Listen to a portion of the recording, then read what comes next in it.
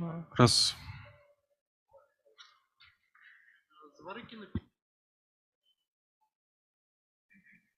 Да, здравствуйте, я присоединилась.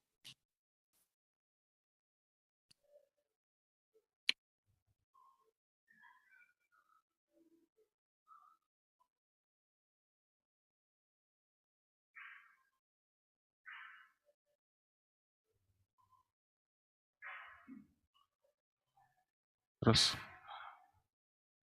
Здравствуйте, Юлия. Можете включить видео и звук? Да, конечно. Пообщаться. Да. Решения у меня все равно нету. Есть? Нету. Осуществляет другой участник демонстрацию экрана. Попробуйте включить презентацию и пролистать пару слайдов.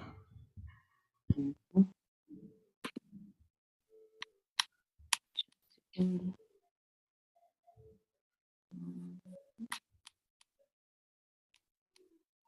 Запустите в полный экран пока слайдов. Экран сейчас сделаю. Да, сейчас. Нормально? Полистайте чуть-чуть. Да, все хорошо. Окей.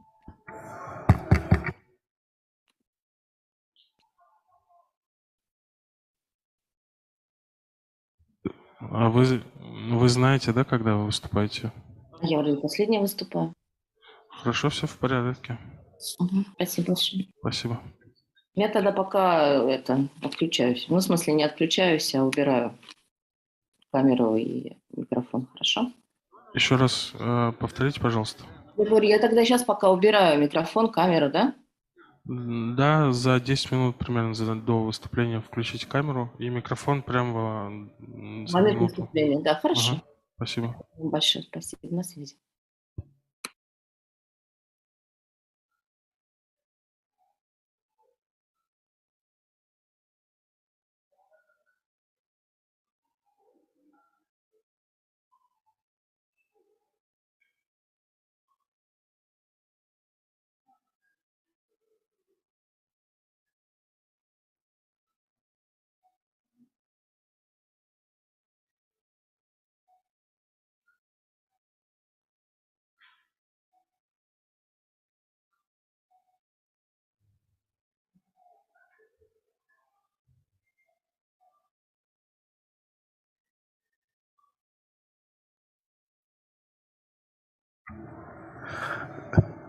Коллеги, Good morning, dear colleagues. Let's begin.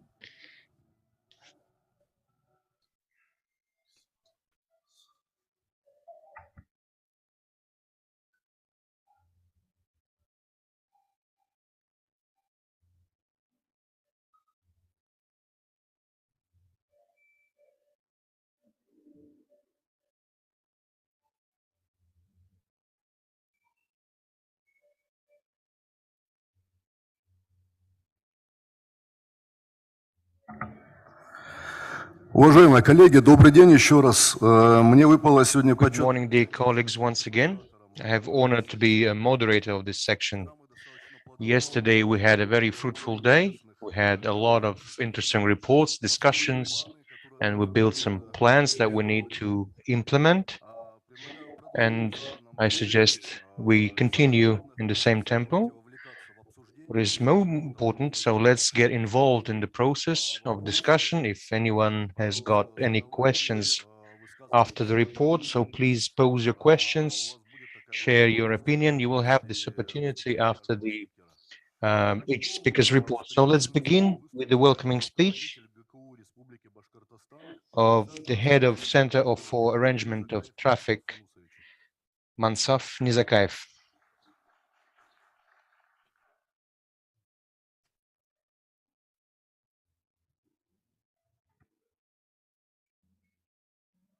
Добрый день, коллеги. Good morning, dear colleagues, dear participants of forum. On my behalf, on behalf of the government of the Republic, I would like to welcome you on our annual forum, this large-scale forum that we have this year, we set very ambitious tasks and we conduct very interesting sections. Our section today will be very interesting and is in trend, since today the government of the country sets the direction so that our industry, our road industry, so that we can find different ways of implementing projects, and one of the methods are infrastructural investments. Our republic is having very successful experience in implementing huge infrastructural projects, and one of the vivid examples is the construction of the eastern way out from the city.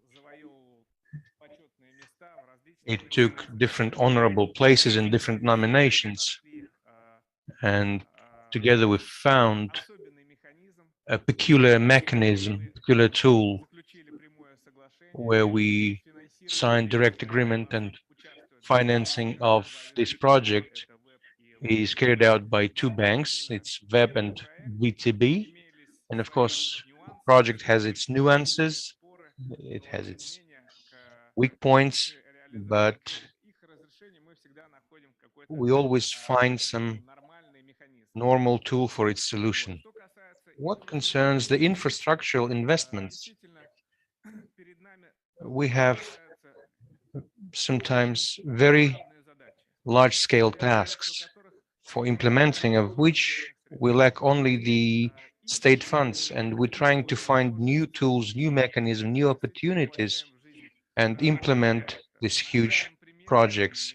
One of the vivid examples is the project when in 2018 the Republic of Bashkortostan equipped the road network with speed cameras. We had a tendency of increase of car accidents with lethal aftermath with people who suffered, and the government of the Republic set the task to concentrate, to focus on lowering the speed limit and to lower the death rate.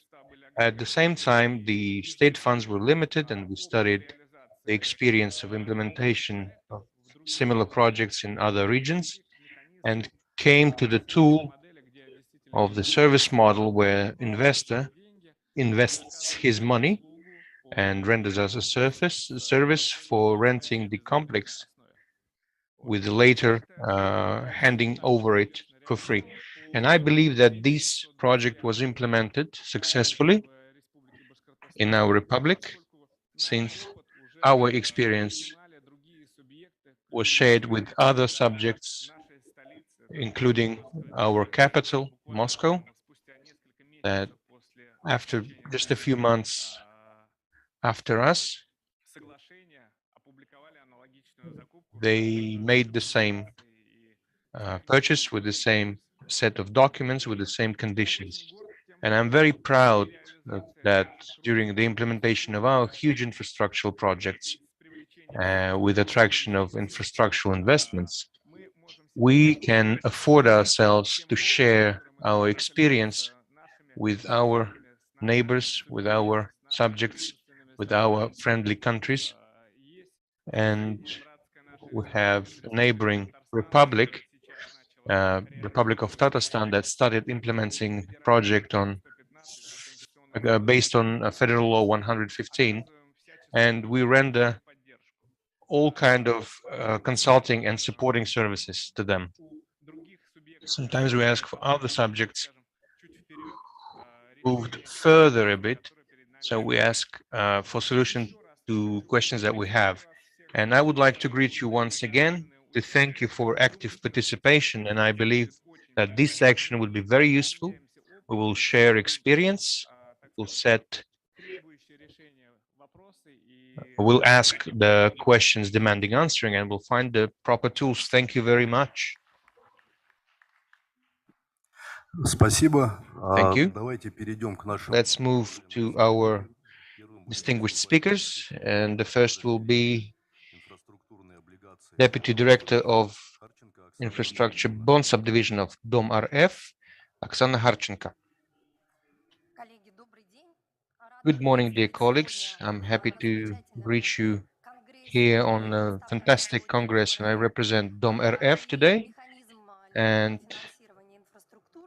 mechanism of funding constructions of infrastructure. I think you can see the presentation very well. I will just stop on some points. The tool is very known around the world. In our country, in Russian Federation, it was adopted on 30th of December 2020. So it means that 2021 was the year when we just of trial and practical implementation of this tool for housing construction and for its financing. In this year, in 2022, the tool, the mechanism went to the phase of large scaling, and we can speak that it successfully was implemented and is used in practice in different spheres within the framework of changes. 2 times it was corrected that allowed it to make more interesting for application. If we speak about changes, the latest changes in a mechanism that were made, the last amendments were approved in August this year. Before that, some amendments were made in May, and probably if we speak briefly on these changes, these amendments, so the major factors are that this mechanism can be used through the unified information system of housing construction, SGS. We can have a digital document turnover that would make life easier. We also, the mechanism application within the framework of individual housing construction is made as well. Besides, we widened the initial type of infrastructure that can be used within the framework of financing of objects. We'll speak about it later in more detail. Or expansion of provision within the framework of this mechanism. Significantly, we expanded possibilities of application of the line, and the mechanism became more applicable in practice. And what concerns concessions of state-private companies, so there is a huge decrease of participation in application of this mechanism. We have new chapter. It's the construction of rental houses, and a bit more in details. What is mechanism like? So we created a subsidiary company, Dom RF, for project financing that on the market attracts in types of bonds the funds that can be consequently given to legal persons for construction as a loan. So it's given for expanding and realization and implementation of structural projects. As I mentioned, the funds are attracted according to the market rate. After that, the legal entities get beneficial subsidiaries that defined by the key rate of central bank. So we give loans to any legal entities. So this is one of the amendments. If previously it could be only a branch society of the subject or the loaner or the constructor himself. So now it's any kind of legal entity, and later on I will speak in more details about it. Currently, any types of infrastructure can be financed with the help of this mechanism. If initially it was used for social engineering and transport objects of infrastructure, then today we expanded the list. It can be touristic infrastructure, it can be IT infrastructure, and the latest amendments in August helped to expand the application of financing objects of transport infrastructure with the financing of rolling stock. If we look most widespread variants of application of this mechanism, then we can divide it into three subtypes. First is the most applicable usage within the housing projects and in rental houses right now. All these variants are divided by types of structuring the deal, depending on who is the loan taker and how he's going to pay it back.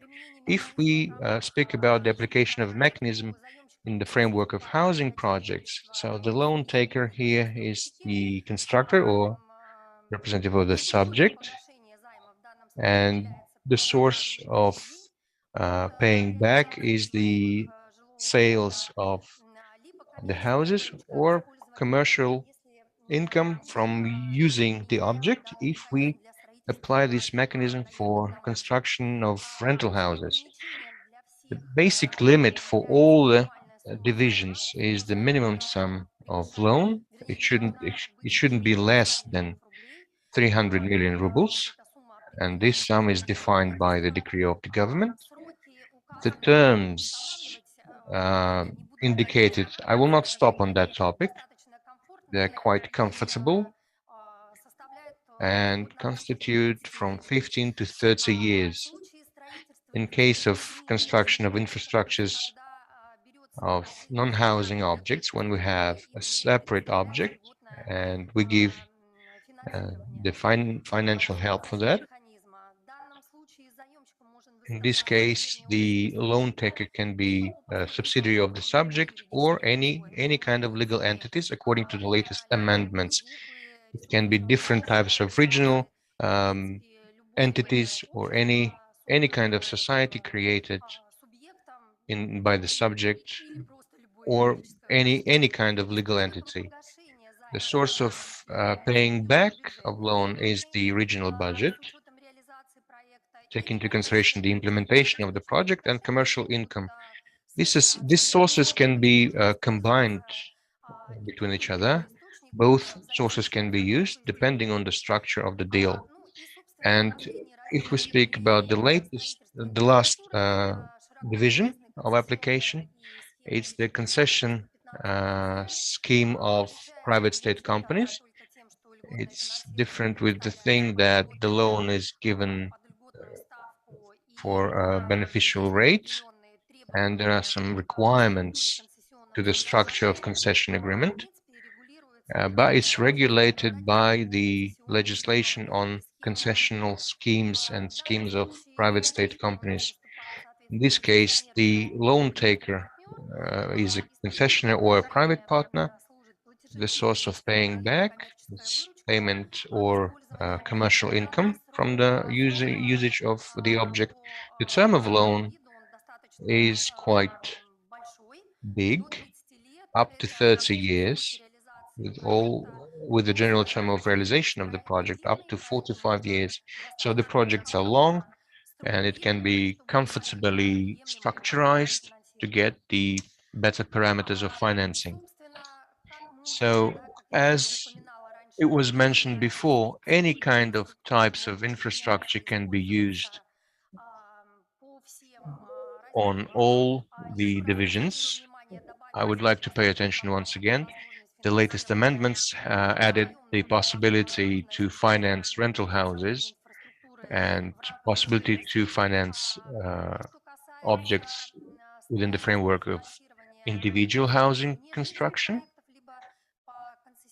And if we speak about the concession scheme of state-private companies, we have new possibility to finance road infrastructure with the financing of rolling stock. The term of implementation is from 3 years up to 49 if we speak about concession private state companies scheme. For financial stability, we use indicators depending on the structure of the deal. If we speak about housing projects, it's a wide-known tool that is used in design financing.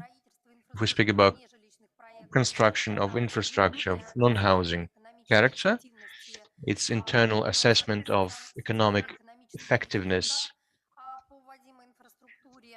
of the infrastructure. And for concession schemes, we use widespread and widely used C50. I would like to stop on provision of the loan in a mandatory way. We apply and form the provision of the financing because it's a state financing, so provision has very harsh requirements. At the same time, the line performing this provision property is widened. If initially the tool was using only state guarantee of the subject of the Russian Federation, and now it is possible to combine state guarantees and guarantees of institutes of development. As a rule, we use guarantees of WebRF. It's for the second chapter. If we use mechanism for non-housing infrastructure projects, so it can be guarantee of organizations of AAA. So it's a wide list of organizations where we have credit establishments, state corporations. So the provision can be applied, can be used on a wide range of variants. We speak about provision of the loan on concession schemes. We use standard financial obligations of the public party. One of the limitations of the mechanism is the limitation on the debt of the subject. It shouldn't exceed 75% of its income. So it's a kind of a stop factor for implementation of the tool inside housing projects and non-housing projects if we speak about concession.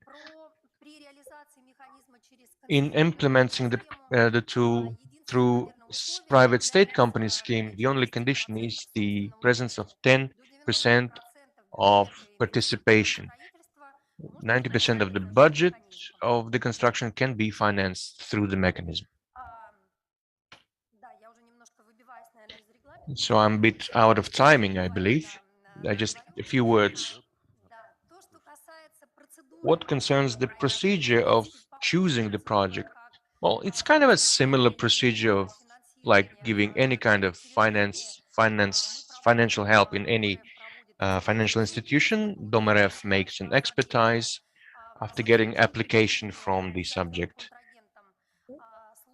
In any case, the mandatory counter agent is the subject of the Russian Federation that gives application for giving this financial subsidies through the mechanism of infrastructural bonds.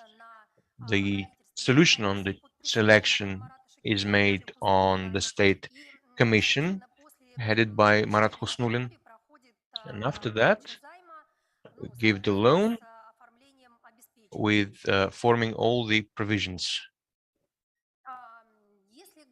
If we speak about nowadays, we said that the tool, the mechanism went on the stage of large scaling. Right now we have 26 loans being discussed. The budget of the infrastructural project is more than 300 billion rubles. We are financing projects in 13 subjects. The sum of approved loans is close to 70 billion. And if we speak about transportation infrastructure, so it's about 41% from all given approved loans. So it's 41%, it's the money, the funds sent to financing transportation objects of infrastructure. 13 subjects are engaged in the mechanism, and today we have a lot of applications assessed that we're planning around 60% to assess 60% and give to the government commission within the coming half year.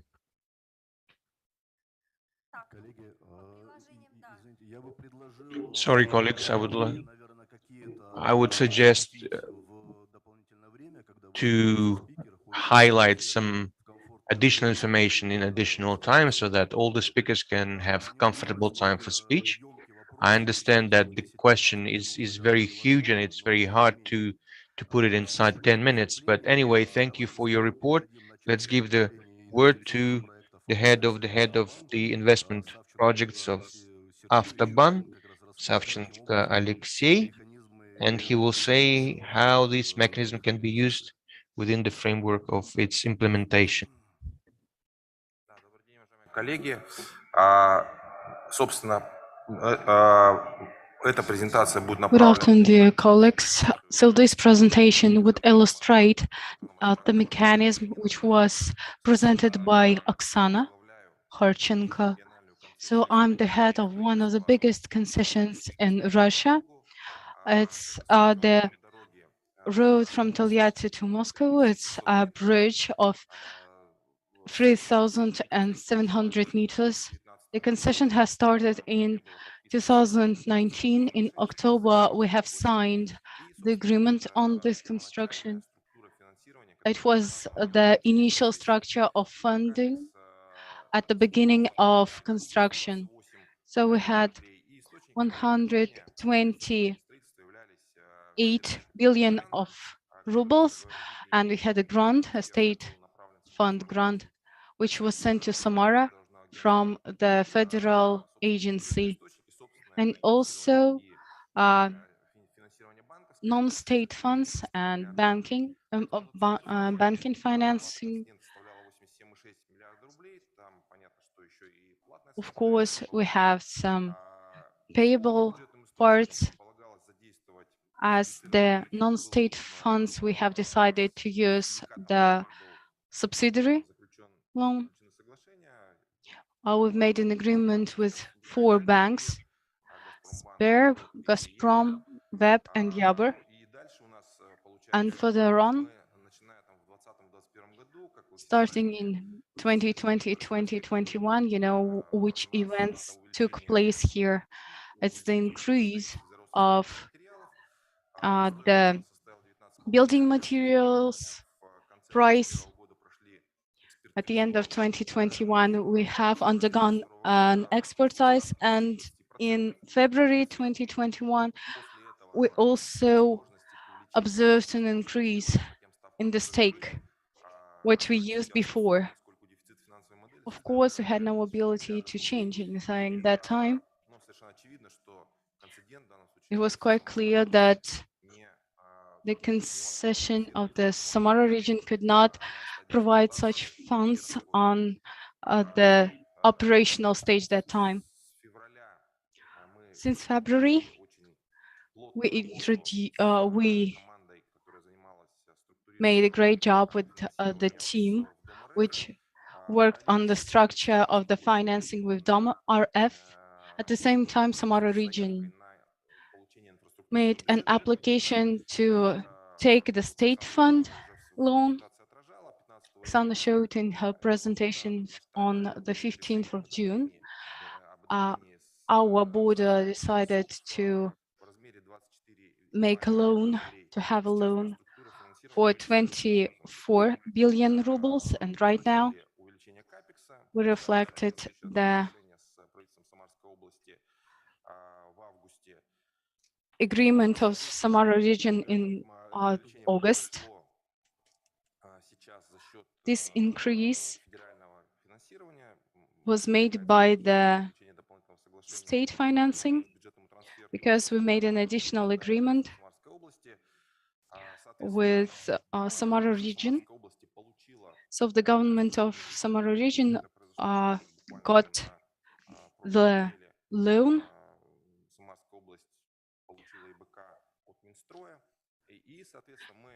They got the loan from Minstroy, and this week we also prepared all the loan documentation and assessed it.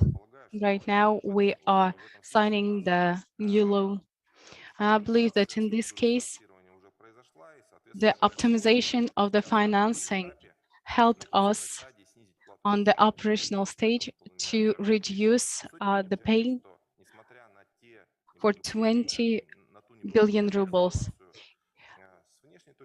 Even we had that unfortunate case and the influence on the macroeconomy, and we cannot influence on that situation, neither we nor the government of Samara region. But with the help of these tools, we found the solution and found the where to raise funds. Right now, the construction is put into operation. We have already covered 60%.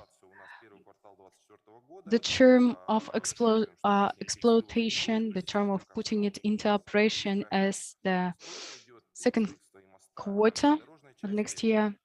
Now we're preparing the building of a bridge and part of the road, and we believe that we'll put it into operation on time. I would like to stress the way how we could use this mechanism for all type of loaners. And some of the projects we have peculiarities just because the cycle of assessing is quite long. We should understand that infrastructural state funds, fundraising is quite long, so we should work systematically and screen the projects for assessment. We cannot choose the project and just put it in faith that they would be profitable. Of course, regions should understand which projects should be financed and also make an application for state loans. And after that, as the capital grant, fund the project. Of course, such type of work should be regular. From the point of view of SOPF loan, of course, you also need the support of the region, especially at the start. So when we made an application, it was supported by the governor of the Samara region. Of course, it provides some limitations too, just because to get the acceptance only after getting the signed agreement. You cannot structurize everything just making the loan, taking the soft loan and having, in this case, you need a concession agreement beforehand. So in the concessional agreement, you could also put down all the compensation mechanisms. And also you could take this application to the border in order to optimize the financing and find a way to make the compensation. So the rules of subflow prohibit to use some of other loans too. We had to break the agreement with other companies. That's why some of the banks are not ready to position themselves as loaners, just because SOPS would be the head loan giver and the rest would be secondary. Right now, we're signing an agreement between all banks which are involved. in order to be a conglomerate of loaners. Of course, all that issues are quite significant, but you know that the effect is quite big. We're talking about the ordinary loan for 3%. For us, it's 10.5% annually. So right now, having soft loan, we have only a bit more than 4% annually. Previously, we have already talked about the fact that soft loan helps, as Oksana mentioned before, not taking into consideration this loan as a part of the regional loan. That's why the region could be quite flexible in the case of spreading the budget. SOP, as it is presented as a concessionaire, is not taken into account. The procedure is the same, the commission is the same, they are assessed at the same place. As for terms, they are also equal, so the region and the private partner could structurize their funding in accordance with it. That's all.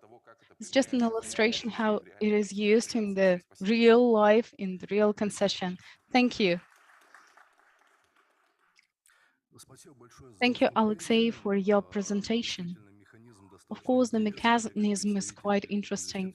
I am, as a representative of the investment society, I could say that it's undervalued by most of the participants. That's why I like everyone to get informed, to learn more about this structure. The next speaker is Artem Melikhov, Deputy Director of the risk group, which also use this structure.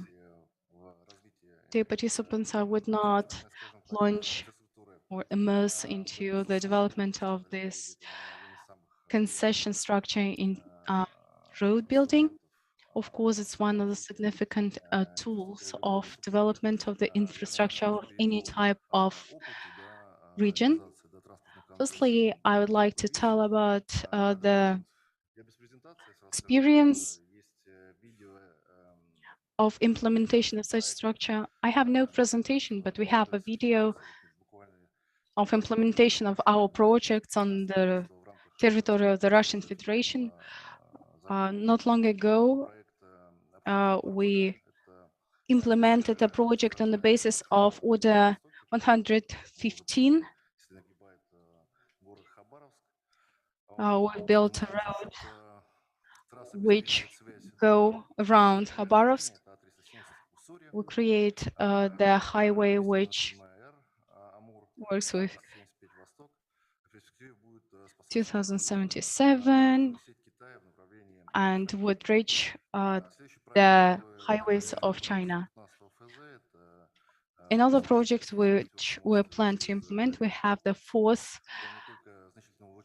bridge on Ob River. It would become a sightseeing of Siberia.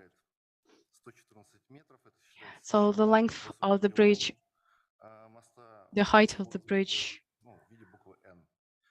would be 114 meters, and it would frame the letter N.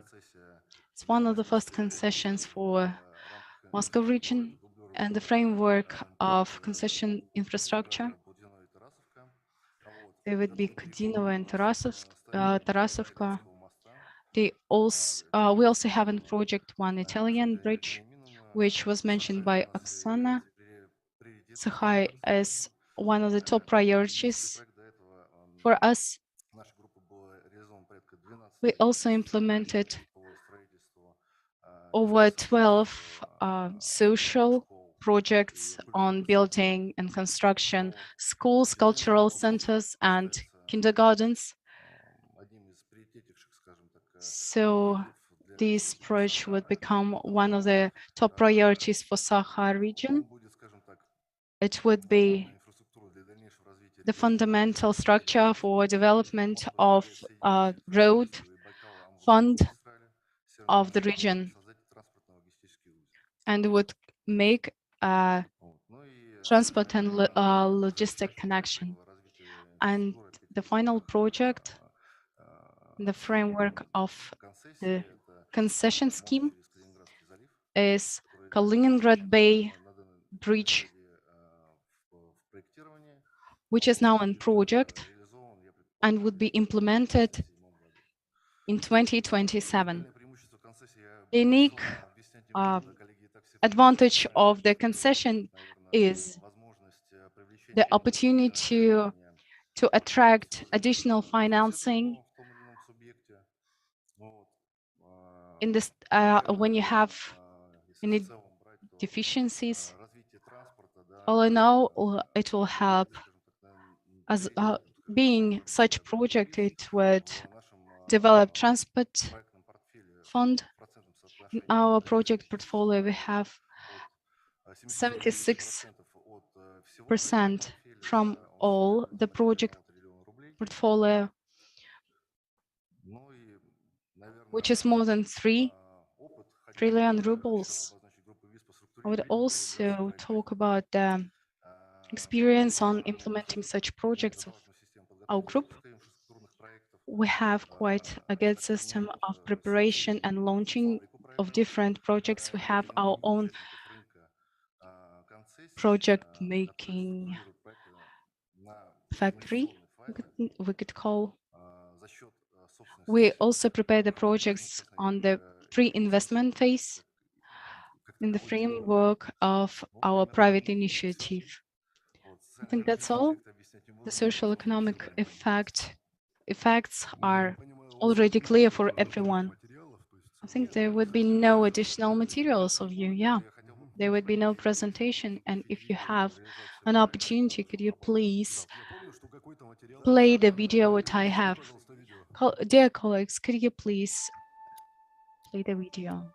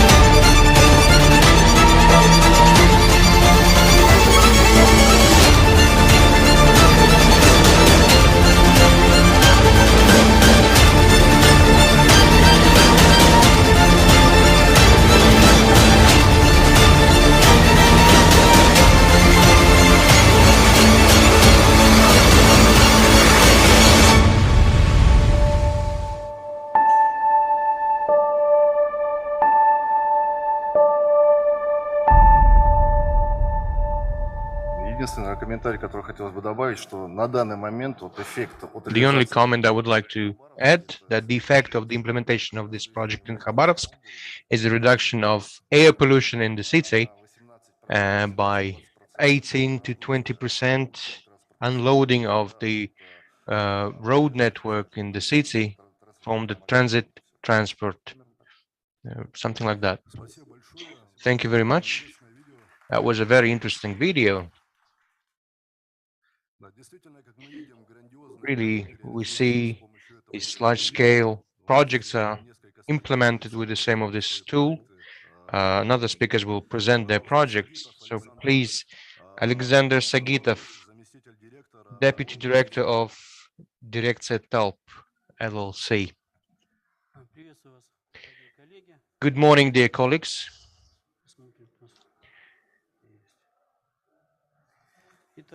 So, the topic of our discussion is infrastructural investments into the construction and transport as a driver of region's economy. And it can be presented in the project that I would like to draw your attention to. It's the construction of transport logistic center that would form infrastructural objects, industrial park and agro-industrial park. But before we come to the questions concerning the project, I would like to draw your attention to the most important strategic documents of the country that in this or that way concern the implementation of our project and of course concern the topic of our panel today.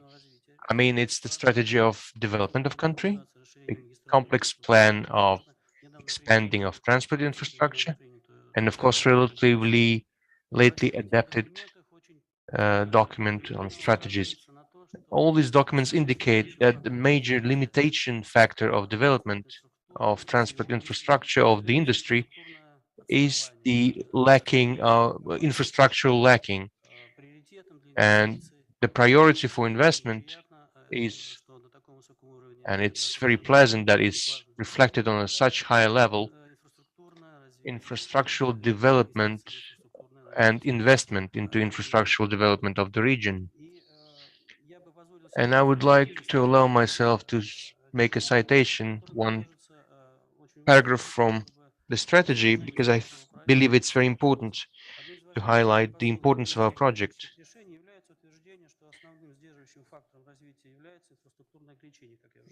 So as I mentioned before, one of the limitation factor is the lack of development of infrastructure, low tempo of appearance of transport logistics technologies. I underline that it's written in the document. And the strategy introduced this new term, new concept, unified transportation system.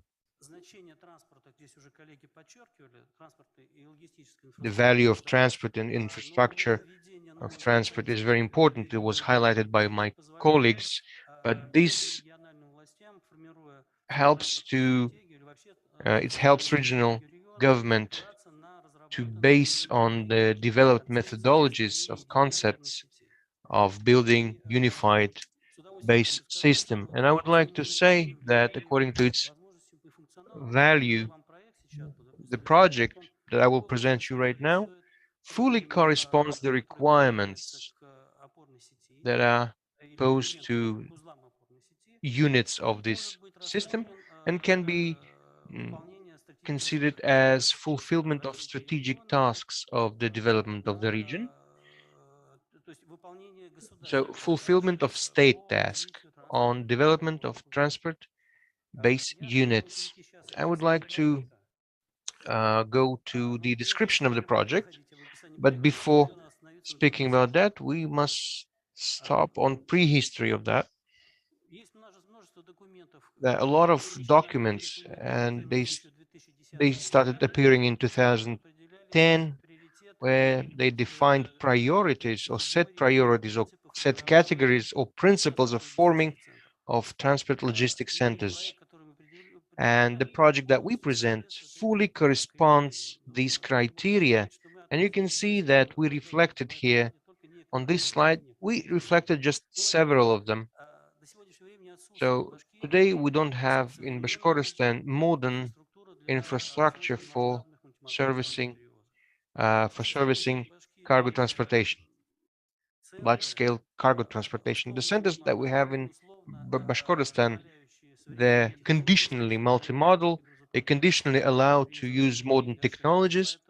So, of course, this opportunity that are open for the economy of the Republic with the opening of such a center are very, very, very valuable. Another ground for implementation of this project is the increase of the market of container cargo delivery. It's increasing. Now, let me put it this way. So the figures from year to year, taking into consideration the modern situation after the 24th of February, the means of this kind of transportation will increase. And of course, one of the grounds for the implementation of the project is the sharp deficit, sharp necessity of storehouse dispersion centers on the territory of the Republic. And taking into consideration the reconsideration of cargo traffic, this takes a more significant meaning after 24th of February, especially say that the shift to east. So right now we're witnessing this large-scale transformation of cargo traffic and the shifting of accent to the shifting of focus to the east. And of course, one of the major ground is the support of local authorities. If we still have some time, we will speak about it later, but I would like to say that the project became very interesting for the Republic that allow us to use the preferences that the Republic can offer. And it's written the last one, but I think it's the key ground. That's the unique geographic location of the construction field.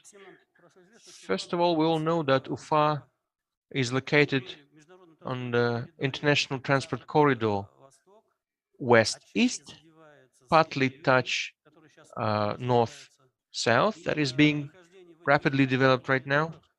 And being located in these transport corridors is the good factor for successful implementation of this project. If the Republic doesn't want to stay outside the mainstream of the events and the processes that are going on right now in cargo transportation, we need to clearly understand that it's the show time to invest into these infrastructural projects.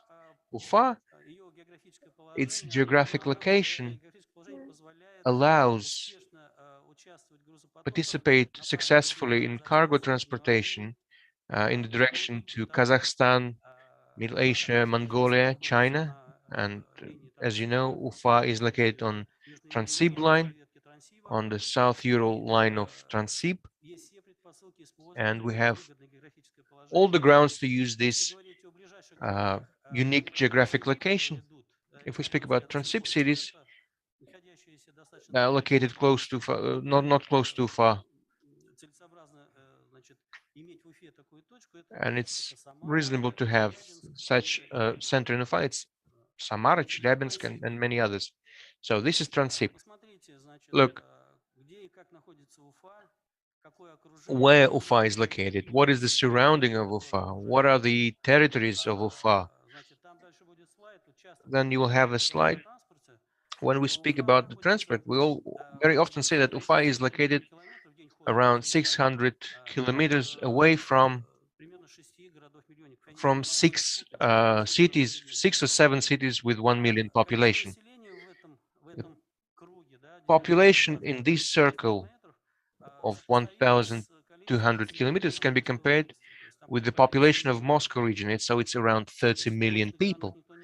Nobody will give you the exact correct data, but more or less, that's a huge potential for the appearance of infrastructural objects here that service the cargo traffic and render services of logistic character. As I mentioned before, the concept of this basic network allows or presumes that, I will read it, logistic infrastructure, it's a complex of major transport logistic objects that sustain multimodal relations between different units for several types of transport. So the idea of this logistic center, so it's more than 10 or 15 years old, And one of the major ideologists of this was the Institute of Mintrans, Scientific Center of Complex Transportation Problems. They developed a mathematical model. They checked the balance of the cities and regions. They built this model, trialed it, educated it with a neural network, and it shows very well the dynamic of possible growth. And here on this slide, you can see this model of logistics center network by 2035. So look how we presume to use centers that will appear by 2035. A very important moment here. This concept also thought that each center must correspond the requirements, the technological possibility requirements to location, to a cargo base of this center. Let's move to the location that we have. So in our point of view, that's a very unique and very profitable location for such an object. Unfortunately, we cannot show here with the pointer, but you can see that the triangle that is made between the Federal Highway M5 Ural.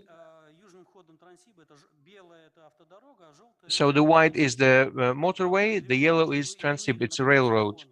And the triangle highlighted in red. So this is the spot of land where we plan to build this center. As you can see, nowhere else around Ufa, we don't have connection of motor highway, federal motor highway. And colleagues will say about the eastern entrance, and we can prove that this project will allow to use it effectively. The eastern exit through the tunnel will be connected with M5 close to our location. So this center, logistics center, is located 43 kilometers away from the airport and 28 kilometers from the river port. It's just for multimodality. It's all connected with good roads and transport availability.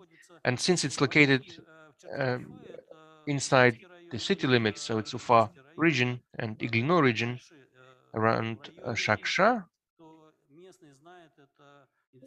local people know it. It's the industrial park for Kronashpan, Rusjam, and so it's in that region. So, as I mentioned before, the location of Ufa is very profitable, it's very beneficial, and here we can see the territory where transportation logistic park will be formed. The violet is the infrastructure, the gray is industrial park, or yep, industrial park. Close to the bottom, the territories reserved for agro-industrial park. The rest is logistics center. So as you can see, it's a container field. The length of the route, of connecting route, is 27 kilometers, and it attaches to the southern part of Transsib. When I speak about the project later, I will tell you about the stage, the actual stage of the project. But I would mention that the project is in the federal project of creating the network of transport logistics centers. So it's very important for our projects. All the solutions of the project correspond to the requirements for the logistics centers, the federal requirements for the logistics centers, according to the length of freight front, technologies of working of cargo traffics, and on information and digital cooperation inside the network. So the project solution foresees the full integration into the network. And I would say that these design solutions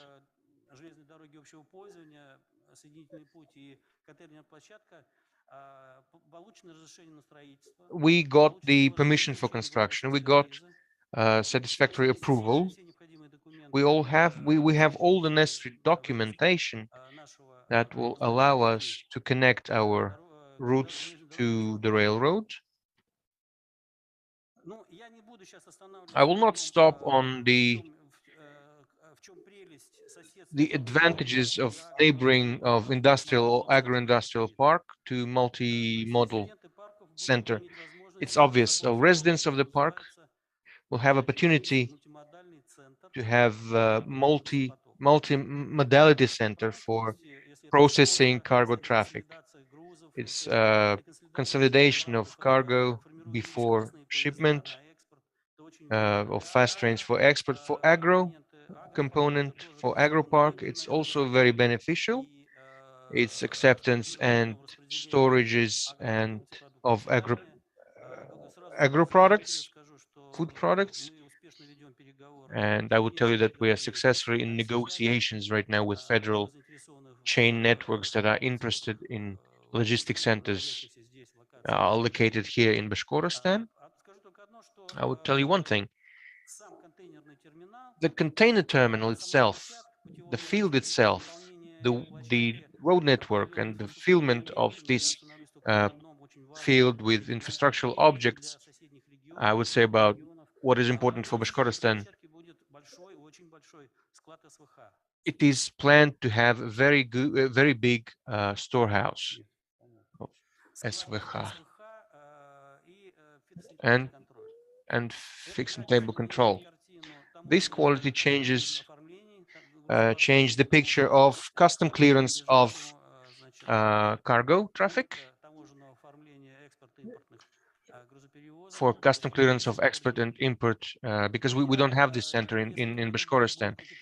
If you have any questions, I will comment on this scheme further, but I will tell you one thing, that this terminal on the first stage will allow to process up to 150 TEUs a year, and the second stage 300 and more TEUs a year. So we don't have a lot of time, it's a bit timing issue. So I would tell you that the volume of investments on the first stage, we're planning to have for 200, and the budget of the project is for 600. And we are at the stage of searching and forming financial projects. We have several variants of financing, and we will see how we can use the methods and ways and variants that are offered here on the session, and we are very interested to have talk. If somebody is interested to participate in this project as investor or operator of traffic and so on. So if I'm pressed for time, I would stop here. And when you have questions, I would be happy to answer them. Thank you. Thank you very much. At the same time, we have a lot of questions while listening to you, especially among participants. Of course, we can discuss everything after the presentations. I would like to give the floor to Asli Zakava, Bashkir Concession Company CEO. Good afternoon, dear colleagues. I would like to stop on some of the aspects which we have discussed before. Which social and economical effects do we have from construction of infrastructure and transport projects like the Eastern Exit? I would tell briefly about the project just because we are out of timing a bit. Of course, we have a stand here. We have a lot of video where you can see how do we implement the construction right now.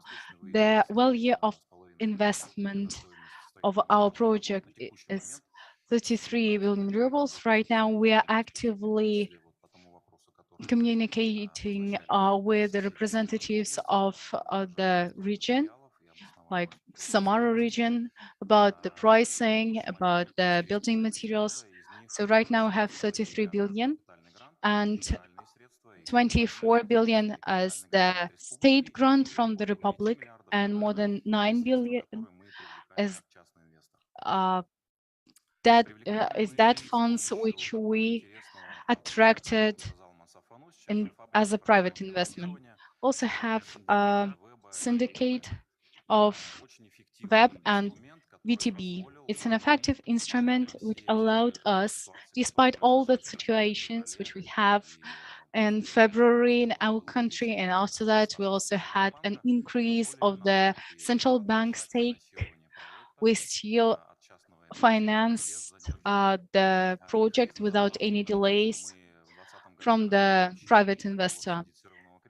So when we have made an agreement of concession loan, we fixed the stake on one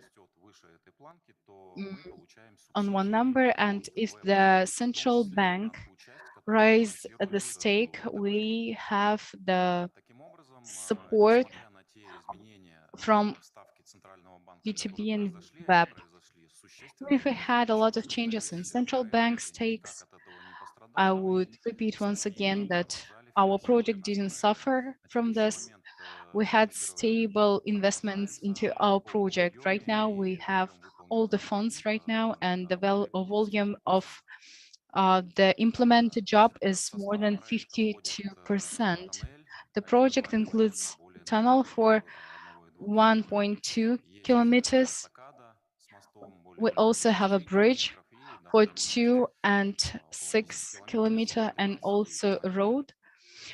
In total, we have 13.9 kilometers. The project was funded in in the 19th year, but for that time, tunnel cost too much. That's why they canceled the construction, and aftermath we made a concessional agreement for 26 years.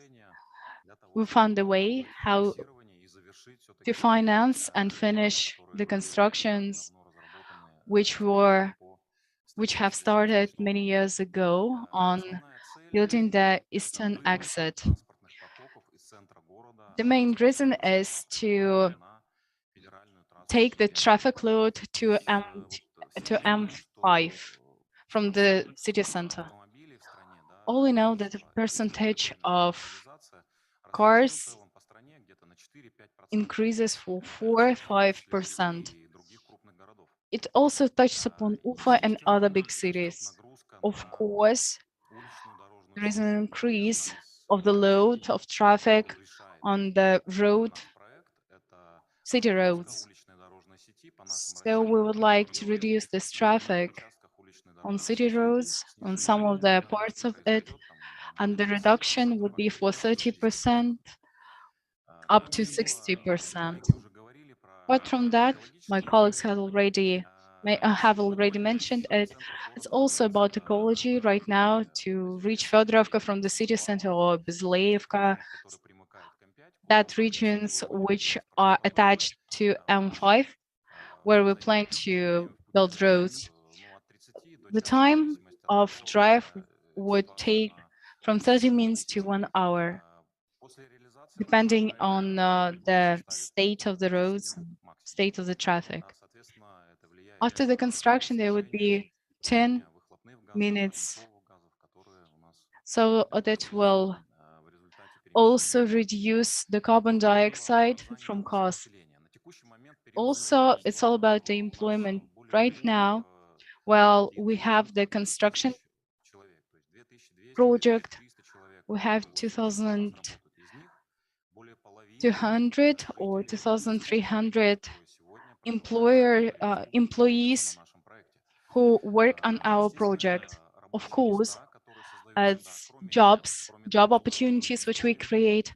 Apart from the construction, we have additional economy fields which are connected with the project, just because we need building materials, we need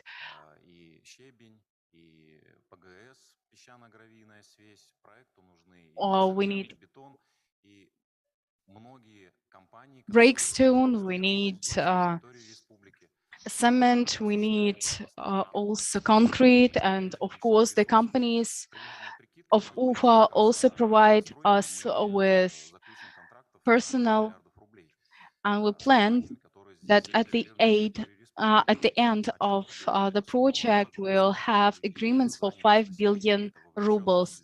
It's job opportunities, it's involvement of people into building, into implementation of our project. Moreover, together with the Republic, we have already discussed such topics as developing of the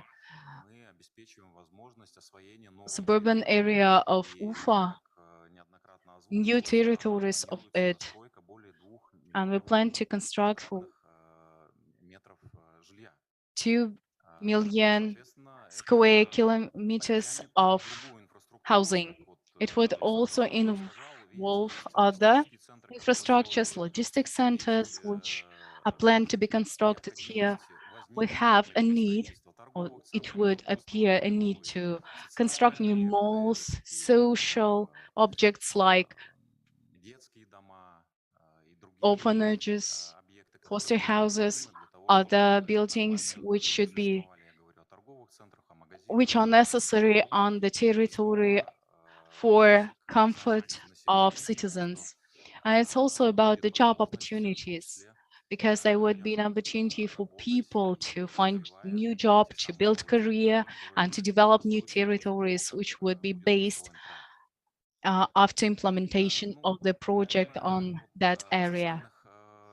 Talking about social aspects, I have already talked a lot, and I would like to sum up what Mansaf told before. The Republic and we also applied for a lot of awards, prizes as the first infrastructural project, transport infrastructural project, which was financed together with the syndicates of banks, WEB and VTB. We applied for certification on IRIS. It's the certification of acceptance of international standards, and we were the first who reached the golden level. And right now, as I know, there are no similar projects. No one reached the golden level except us. It means that we together worked out the whole project and implement it right now in accordance with the international standards. That's all. Thank you very much. Thank you for your speech. We also have one more speaker who is online today. It's Yulia Zvorkina, professor of International University and Deputy Director of the Research Institute, WEB. She would be present online. Good afternoon.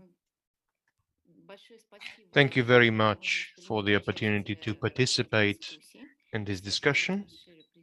So I will share my presentation very quickly, hopefully. The topic of discussion is very interesting. Thank you very much for this detailed presentation. So in my report, taking into consideration time limits, I will be quite brief. As it was mentioned before that Ufa is becoming a leader of agglomeration development, and in the center of Transsib corridor, both and north and south corridor. But in today's international political situation, it's very important so that the city would take its place as one of the possible hubs of parallel import, and then its additional logistic harness to Kazakhstan that would be added with storehouse facilities and will require improvement of transport infrastructure.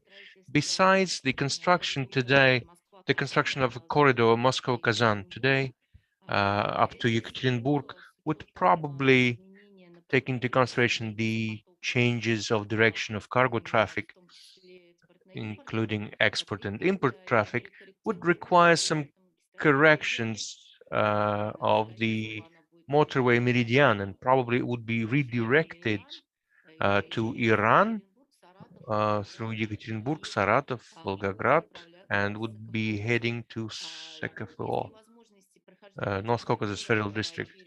These corridors can go through Ufa. It's a separate discussion that would probably require, in today's realia, the creation of strategy and correction with the Volga region in the government. And I think these suggestions should be sent. And of course, the region will get benefits from that, for sure. From what has been discussed, I won't stop in details. We all, I believe, very experienced participants of concession processes. All these legal regimes are working very well, that were formed 20 years ago. They're working not only in Russia, but in countries of our partners, in CIS countries. There are some tools with different names that are used in infrastructure service model today, but required new agreement constructions because the legal basis is being developed constantly, and among these constructions there's planned contracts and social effect contracts that have been here mentioned before. In which part do we see the development of the legal basis? Today, I haven't heard anything about the possibility of cooperation in financial sphere with foreign countries. So I believe it's a very important question, and it's worth calculating concession agreement only to the internal funds. So the instrument foresees the international cooperation. There are number of blocks of friendly countries, and their resources also can be used.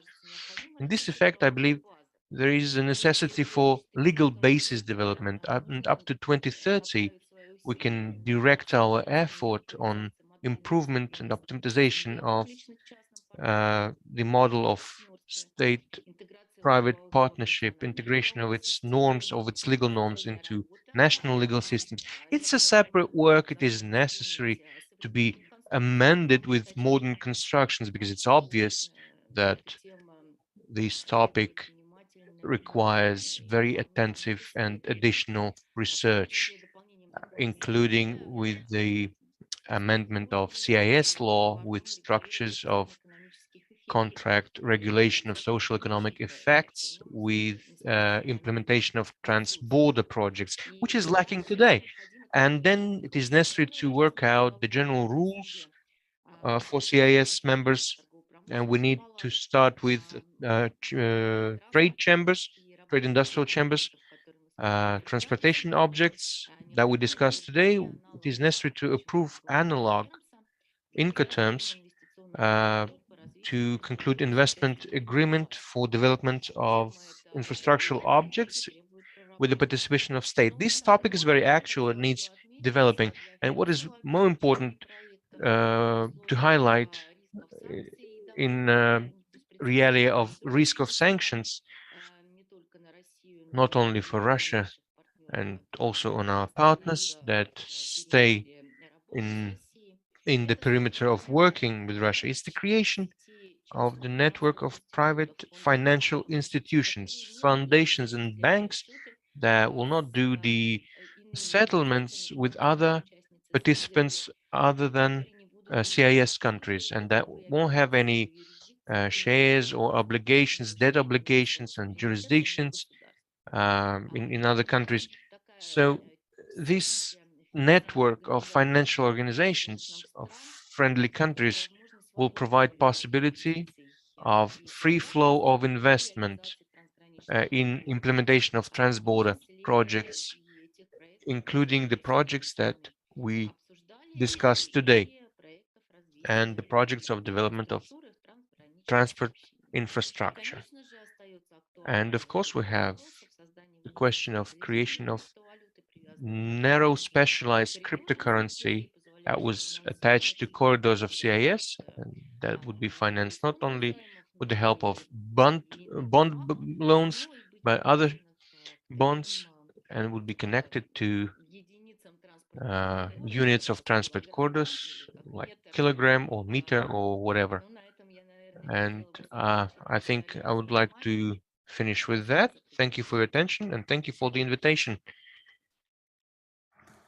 Спасибо, Юлия Викторовна. Thank you, Yulia Viktorovna. Colleagues, we have some time for discussion of the presented projects. So the materials that were presented by Oksana. So please pose your questions if you have any. Let's discuss them.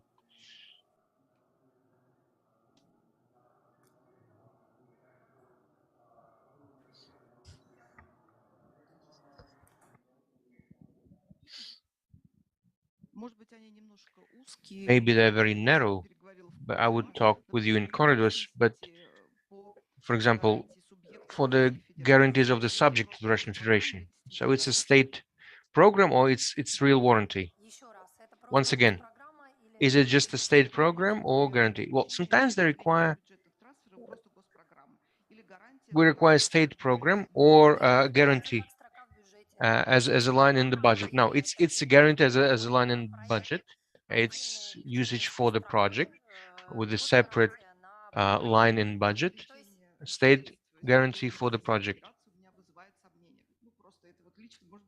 But it's my personal experience, but maybe I don't understand something. But if there is a line in budget for state guarantee, so then you can make the financial support.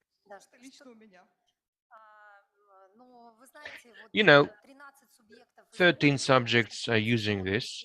According to concession schemes and private state companies schemes, the state guarantee is not used, but in UFA, for example, we have implemented the project. It's financial of the system of water supply, Zabelye, of the district Zabelye, and the state guarantee is presented by the Republic of Bashkortostan. We haven't faced any problems, and we go to the commission, and within some time, we get approval and formation of state guarantee.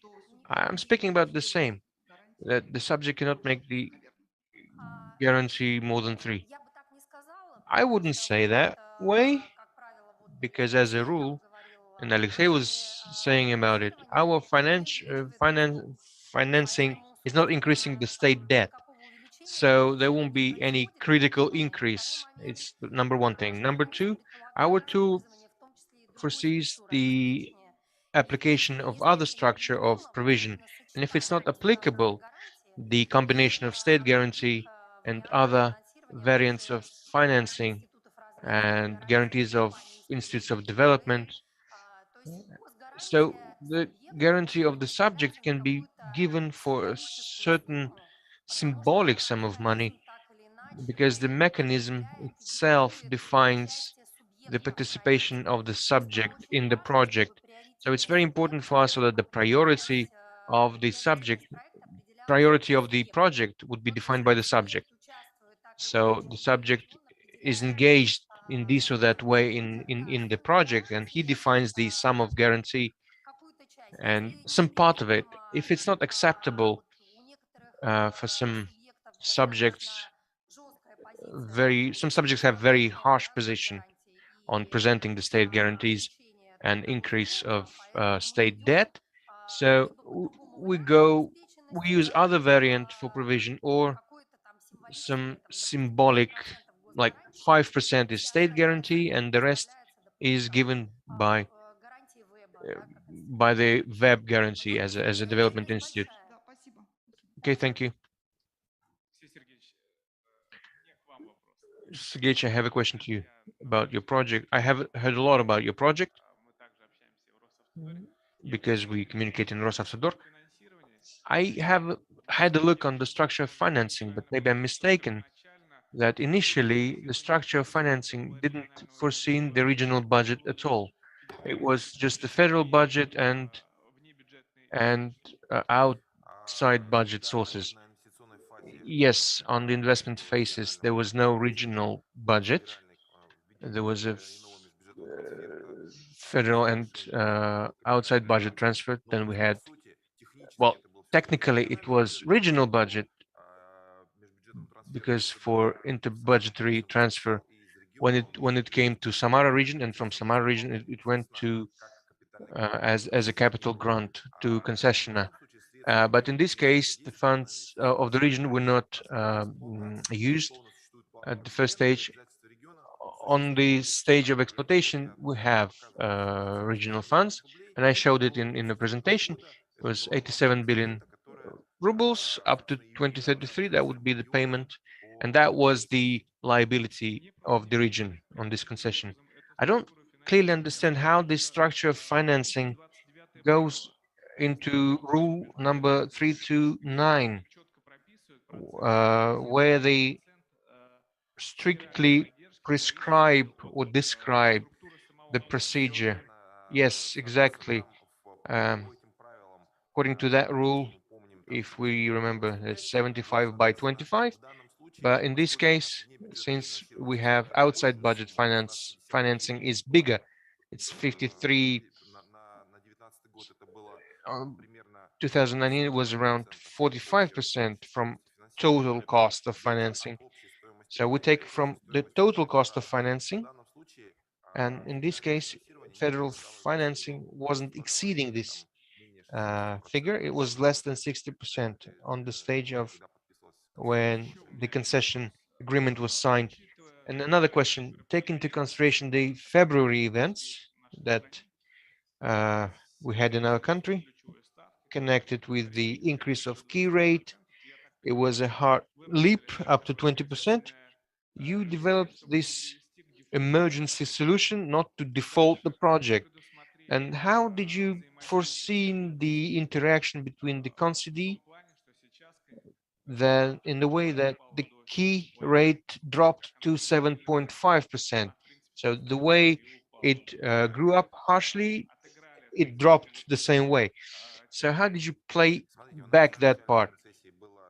Initially in the concession, we had fixed rate, 10.25, according to which we got the credit. On investment phase, we had fixed rate. After moving to exploitation phase, we had the possibility to had the flexible rate. So it was key rate plus 2%. When it grew up, and when on investment phase, the banks couldn't finance according to this rate, we reconsidered and we signed additional agreement to concession where we used the flexible rate. So right now they get additional benefits so that the key rate drops. So there was a decision to decrease the key rate, and it's automatically calculated, and compensation of the region is connected to the key rate. So from this point of view, we signed in July additional agreement where it's all fixed, where it's all set. And the third question, I have a lot of questions to you, by the way. Yeah, let's meet separately. Third question, I will just name it so that my employees would hear that. How did you sign additional agreement, and what was the attitude of Federal Anti-Monopoly Service to this additional agreement, since you are changing the structure of financing, generally speaking, and probably the general terms were touched on which the competitive procedures were held. Yes, in July or at the end of June, there were amendments to Federal Law 115